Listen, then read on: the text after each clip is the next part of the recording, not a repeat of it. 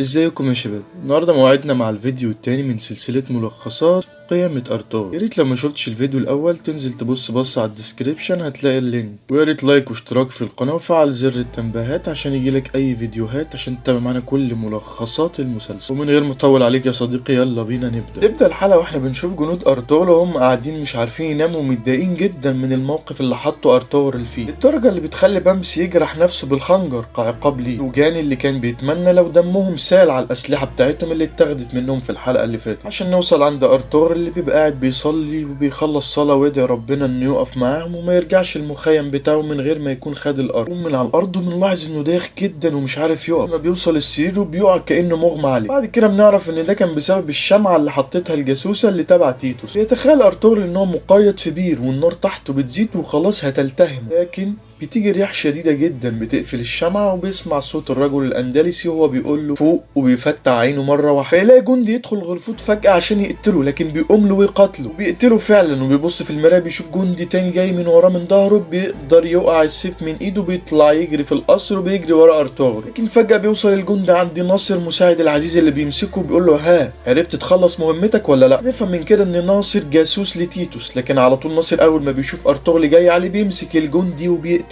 تعصب جدا ارطغرل عليه وبيقول له ليه قتلته؟ انا كنت عايز اعرف مين ده ومين اللي بعته. وفي نفس ذات الوقت بيسمع العزيز الصوت بيخرجوا جنود ارطغرل، وهنا ارطغرل بيقول للعزيز ان في ضيافته مش لازم يخلي باله من سلاحه بس، وانه كمان لازم يكون حذر من انه يتعرض للقتل. العزيز بيتضايق جدا وبيطلب من ناصر يعرف مين ده، وناصر بيقول له ده اكيد حد تبع الصليبيين. بنروح لناصر وهو بيتكلم مع تيتوس وبيقول له ان ارطغرل كان جاي هنا عشان يطلب حته ارض يقضي عليها الشتاء هو والقبيله بتاعته، وهنا تيتوس بيقول له انه يضغط عليهم وانهم لازم يوافقوا ويديله مكان قريب من حدود الصليبيين، وان ده يساعدهم اكتر في التخلص من قبيله كايلر كلها بسرعه. نرجع المخيم وبنشوف سلجان وهي بتحاول تاخد جزء من شعر جندوجدو وهو نايم، لكنه بيقوم وبيشوفها، لكنها بتقول له انها بتعمل كده علشان يساعدهم ده في انهم يخلفوا. يهديها جندوجدو بيقول لها ان دي حاجه بتاعت ربنا وباذن الله ربنا هيرزقه. وهنا بتشتغل سلجان كعادتها وبتبدا تسخنه على امه هايمه، وبتقول له انها بتعاملها كخدامه وبتعامل حليمه الضيفه افضل منها، بتحذره وبتقول ان خلي بالك امك عايزه تجوز حليمه لارطغرل وعشان تخليه يحكم القبيله، لكن مش بيسمع لها جندوجدو بيكدبها وبيقول لها ان والدته مستحيل يكون بتفكر كده. نروح لحليمه اللي بتكون واقفه في المسبغه وبتشتغل، بتنشغل عن الشغل بسبب الافطار. هنا سلجان بتستغل الفرصه بتحط حاجات في القماش اللي شغاله عليه حليمه عشان تبوظه، وبترجع حليمه وبتكتشف ان القماش كله باظ وان مفيش وقت لان القبيله خلاص هتتحرك بكره. تبقى عارفه متاكده جدا ان سلجان هي اللي عملت كده، لكنها بتصمم تقعد وتشتغل وهتحاول انها تصلح القماش من تاني. بتيجي الام هايمه وبتشوف شغل كوكجي وبتعجب بيه جدا وبتقول لها انت امهر واحده في القبيله، انها بتتفاجئ ان حليمه القماش عندها باهت جدا وشكله وحش، وهنا حليمه ما بترضاش تقول لها ان سلجان هي السبب، وبتوعدها انها تفضل شغاله عليه لحد ما تعمله حتى لو اضطرت انها تكون شغاله طول الليل. هنا الام هايمه بتعجب بيها جدا وباصرارها وبتدعي لها انها تقدر تعمل ده قبيل الصباح وتحرك القبيله. نرجع لحلب تاني وقصر العزيز وبنشوف جنود ارطغرل اللي هم بيدخلوا عليه ويطلبوا منه يسامحهم. ارطغرل فعلا بيسامحهم، لكن بيقول لهم ان ده لو اتكرر مره تانية مش هيكون في اي مجال للسماح. بيدخل عليهم الحارس وبيقاطعهم وبيقول لهم ان العزيز طالب مقابله ارطغرل فورا. يوصل ارطغرل عند العزيز والعزيز بيبدا يقول له انه مديون ليه بسبب اللي حصل معاه امبارح، وانه خلاص موافق انه يديله حته الارض. يطلب من ناصر انه يعرفه مكان الارض على الخريطه، وبيقول لهم ارطغرل ان موقعها كويس جدا لكنها للاسف بجانب الشيطان، اشاره منه للصليبيين. لكن هنا العزيز بيساله موافق ولا لا، وارطغرل بيرد عليه انه موافق لانه ما عندوش حل تاني، انه مستعد ان هو يكون كالسور اللي بيحمي حلب من الصليبيين وهجماتهم. وهنا العزيز بيفرح من شجاعه ارطغرل وانه يكون بيحمي حدود حلب من الصليبيين. بيوصل كوردوغلا عند جندوجدو اللي بيحاول يقنعه انه لازم ما يروحش مع القافله اللي هتبيع القماش، لانه ممكن يتعرض في اي لحظه لهجوم من كاراتي وجار، ولكن جندوجدو بيرفض وبيقول له ان لازم يروح وان مش ابن القائد اللي ينام في الخيمه وما يكونش مع جنوده. بنروح للصليبيين وبنشوف تيتوس مع الملك عزام وهو غضبان منه جدا انه ازاي يساعد ارطغرل ان ياخد حته ارض قريبه منهم، ازاي اصلا انت رجعت من غير ما تقتله، وان ده خطر كبير علينا وان الانتقام خلاك مش مركز في مهامك. حذره عزام وبيقول له ان ده لو اتكرر تاني هيقتله وهيكون مكانه جنب قبر اخوه. يوصل ارطغرل وجنوده للمكان اللي هيكون فيه مخيمهم وبيكونوا مبسوطين جدا، بيلاقوا المكان كله خضره وميه مش جفاف زي مكان المخيم بتاعهم. ارطغرل بيذكرهم بيحذرهم ويفكرهم انهم على الحدود مع الصليبيين ولازم يكون منتبهين لده، وانها جنة لكن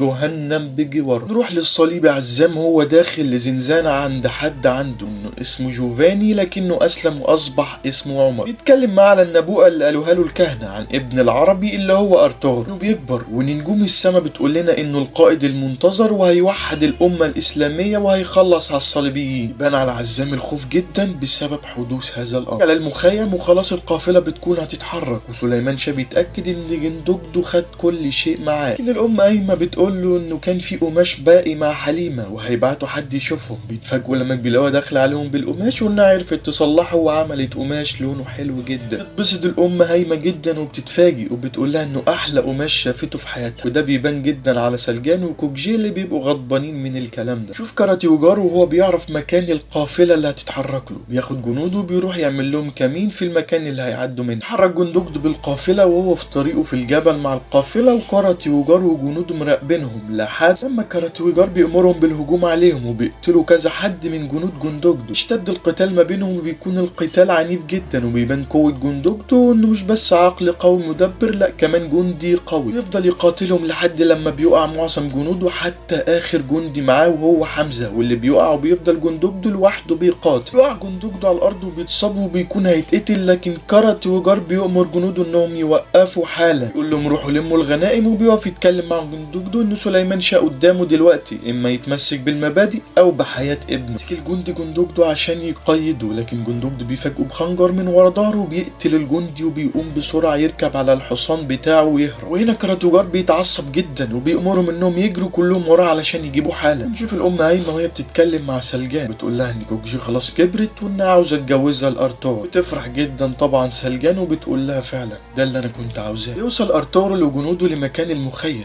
بيستغربوا جدا ان المخيم فاضي ومحدش بيستقبلهم، لكن بيفهموا ان ده بسبب ان القافله خرجت. ارطغرل بيقول لجنوده ان انا هروح للقائد سليمان شاه عشان اقول له اللي حصل معانا في حلب. بيدخل ارطغرل على سليمان شاه والده وبيفرح جدا لما بيشوفه، وارطغرل بيقول له انه رفع راسه زي ما كان وعده بالظبط. يروح ارطغرل بعد كده على طول عند حليمه علشان يطمنها انه رجع، وبتفرح جدا وبيقفوا يتكلموا شويه مع بعض. تقول له ان كل الناس كانوا مبسوطين جدا ومستنيين رجوعك، والحمد لله انك رجعت لنا بالسلام. بس حليمة لما بتلاقي القماشة اللي اديتها له وهو رابطها على سيفه ولسه محتفظ بيها، وبيقول لها انه كان بيستمد منها الطاقة وكانت بتفكره بيها دايما. دي هدية كان جايبها لها معاه من حلب، وبتتبسط جدا بيها اللي بتكون مراية، وبيقول لها ده عشان تشوفي الجمال اللي انا بشوفه. لما بتقول له انا عايشه في حلم، لكن الحلم ده على وشك الانتهاء، وبيسالها ليه بتقول له ان كاراتيوجار حاول يخطفهم ومش هيسيبهم غير لما يقتلهم كلهم. لكن ارطغرل بيطمنها وبيقول لها انه مش هيسيبه وهينتقم منه اشد انتقام. بيوصل ارطغرل عند دلدمير السياف وبيقول له ازاي جنود كاراتيوجار يدخلوا المخيم وكانوا هيخطفوا حليمه وانتوا ما عملتوش حاجه؟ انا قايل لك كويس ان انتوا لازم تاخدوا بالكم منهم. يطلب دلدمير من ارطغرل انه يسامحه او يقتله، انه ما كانش قد المسؤوليه، لكن ارطغرل بيسامحه وبيشكره انه رغم اللي حصل انه عرف يحميهم وما حصل لهمش اي حاجه. نرجع عند الصليبيين وبنشوف الينورا بنت اخو الملك عزام وهي بتعيط وبتصلي على روح ابوها المتوفي، وانه مات من سنين وحتى مش عارفين قبره فين علشان يروحوا له ويزوروه. لكن تيتوس بيطمنها وبيقول لها هو ممكن ما يكونش مات،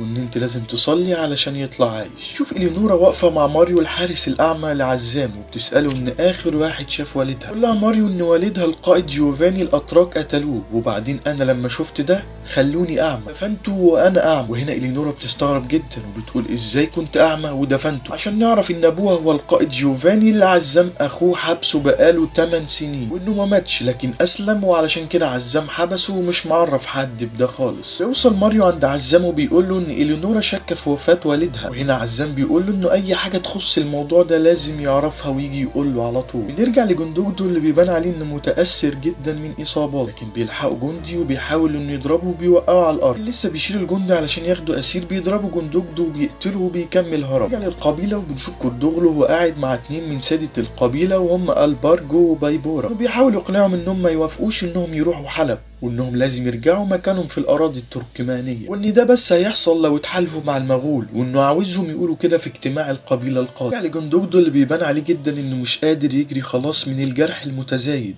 لكن خلاص بيكون جنود كاراتيوجار وراه بالاحصنه وبيقدروا ان هم يمسكوه وياخدوه معاهم لكاراتيوجار. نرجع المخيم وبنشوف ارطغرل اللي هو بيتكلم مع جنوده مع الياس فقيه، وانه شاكك ان في حد في المخيم جاسوس لكاراتيوجار. الحد ده غالبا افشين. الياس بيوعده انه هيراقبه كويس جدا. يبدا اجتماع ساده القبيله وبيتكلم ارطغرل ان الارض كالجنه وخضره ترعى فيها المواشي وموجود فيها الميه في كل حته، وانها ارض الاحلام بالنسبه له. لكن الحياه هناك مش هتكون سهله خالص، لان انا لازم اكون صريح معاكم، الارض هتكون قريبه من الصليبيين. وهنا بيتدخل البارجو اللي هو اصلا متفق مع كوردوغل وبيقول له انه طالما في خطر ليه بتحكي لنا عن جمالنا وبتغرينا. بيتدخل بايبورا وبيقول له ان هم عاوزين وطن مش قبر، لكن دلدمير بيتدخل وبيقول لهم ان الوطن بيبدا بقبر وبتبني عليه الخيام والحياه كلها. ساده القبيله الباقيين بيوافقوا دلدمير، وكمان ارطغرل بيتدخل وبيقول ان اجدادهم كانوا اقوياء وان احنا استمدينا منهم ده ومستعدين لاي حاجه. ساعتها كل ساده القبيله بيوافقوا ومحدش بيعترض، وبيبان غضب كوردوغل هو والباج. يوصل جندوجدو عند كاراتيوجار بعد ما الجنود قبضوا عليه، وبيقول له ان كان افضل له انه يموت سليمان شاه ويكون جندوجدو هو القائد. لكن جندوجدو بيفاجئه وبيقول له انا لو بقيت القائد في يوم من الايام اول حاجه اعملها هقطع امعائك وارميها للكلاب. يظهر حمزه وبيقول له كاراتيوجار انا هبعت حمزه لابوك كتحذير اخير، يا اما تبعت الاسرى يا اما هقتل ابنك. يرجع للمخيم اللي بيكون فيه مأدبة عشاء احتفالا برجوع الابطال وبوجود وطن جديد للقبيله. لنا فجاه اتنين من السيدات الصليبيات اللي مهمتهم نشر العدوى وسط جنود المسلمين. شوفهم وهم بيحضروا الخلطه معينه، واحده منهم بتاخدها لكن حد من الجنود بيمسكها وبينادي فيهم انهم مسكوا واحده معاها جزام. كلهم بيخافوا يقربوا لها، وبيقول الجندي انه شافها وهي بتحط الجزام في الطعام. جمعوا كلهم حواليها وبيسالوها انت عملت كده ليه؟ بتقول لهم اني جايه برساله الخاصه للسيد ارطغرل. تقتل نفسها، لكن سليمان شاه بيؤمر بحفر حفره كبيره تتحط فيها هي والطعام ويحرقوهم حتى لا يصاب احد بالعدوى. نشوف سليمان شاه واقف بيتكلم مع ارطغرل وبيقول له ليه حراس المعبد الصليبيين بيعملوا معاك كده؟ الصبح قلت لي انهم حاولوا يقتلوك في حلب، والنهارده حاولوا يسمموا القبيله، وده كله حصل من بعد الضيوف دول ما جم. وبيكمل سليمان شاه وبيقول له انه مش عايز يطردهم، لكنه عايز يعرف ايه السر الكبير اللي وراه، وان ارطغرل بيقلق على حليمه. بيقول له سليمان شاه انت لازم تفهم كويس ان دي غريبه وانها ما ينفعش تكون سيده القبيله، وان هو والام هيمه عايزين يجوزوكوا جي. وهنا ارطغرل بيزعل جدا لكن ما بيقدرش يتكلم، وسليمان شاه بيقول له نتكلم الصبح. بنشوف السيده الصليبيه الثانيه وهي لسه ما خرجتش من المخيم اللي بتكون بتوزع الماده المسممه في اماكن اكل الاحصنه. بتروح الام هيمه تتكلم مع ارطغرل، وارطغرل بيقول لها انه بيحب حليمه وانه عاوزها هي مش عاوز كوكجي. تتدخل امه وبتقول له احنا مش عارفينهم، وهم بيقولوا ان هم تجار لكن دي مش الحقيقه، لكن كوكجي عارفينها وبنت سيد من اسياد القبيله قبل كده. لكن ارطغرل بيرفض وبيقول لها انا بحب حليمه ومش هقدر ان انا اسيبها. بيوصل حمزه للمخيم وبيؤمر ان هو يدخل على ارطغرل وسليمان شاه والام هيمه. بيدخل الجندي وبيأمرهم ان حمزه عايز يدخل. بيدخل عليهم حمزه وبيتفاجئوا، بيقوموا مفزوعين لما بيشوفوه داخل عليهم مصاب. بيقول لهم ان كاراتيوجار هاجم القافله كلها وقتل كل الجنود وخد جندوجدو معاه اسير. يقول لهم كاراتيوجار بعت معايا رساله ان هو عايز الاسرى اللي خدهم ارطغرل ولو ما خدهمش هيقتل جندوجدو.